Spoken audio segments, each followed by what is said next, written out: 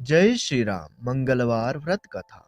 एक समय की बात है, एक ब्राह्मण दंपत्ति को कोई संतान नहीं थी, जिस कारण वह बेहद दुखी थे। एक समय ब्राह्मण वन में हनुमान जी की पूजा के लिए गया। वहां उसने पूजा के साथ महावीर जी से एक पुत्र की कामना की। घर पर उसकी स्त्री भी पुत्र की प्राप्ति के लिए मंगलवार का व्रत करती थी।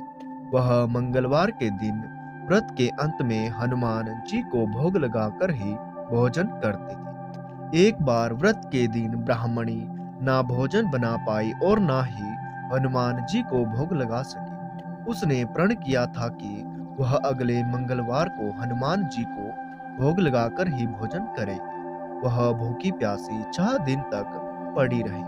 मंगलवार के दिन वह बेहोश हो गई। हनुमान जी उसकी निष्ठा और लगन को देखकर प्रसन्न हुए। उन्होंने आशीर्वाद स्वरूप ब्राह्मणी को एक पुत्र दिया और कहा कि यह तुम्हारी बहुत सेवा करेगा। बालक को पाकर ब्राह्मणी अति प्रसन्न हुई। उसने बालक का नाम मंगल रखा। कुछ समय उपरांत जब ब्राह्मण घर आया तो बालक को देख पूछा कि वह कौन है। पत्नी बोली कि मंगलवार व्रत से प्रसन्न होकर हनुमान जी ने उसे यह बालक दिया है। ब्राह्मणी को अपनी पत्नी की बात पर विश्वास नहीं हुआ। एक दिन मौका देख ब्राह्मण ने बालक को कुएं में गिरा दिया। घर पर लौटने पर ब्राह्मणी ने पूछा कि मंगल कहाँ है। तभी पीछे से मंगल मुस्कुराकर आ गया। उसे वापस देखकर ब्राह्मण आश्चर्यचकित रह गया। रात को हनुमान जी ने उसे सपने में दर्शन दिए और बताया कि यह पुत्र उसे उन्होंने ही दिया है। ब्राह्मण सत्य जानकर बहुत खुश हुआ।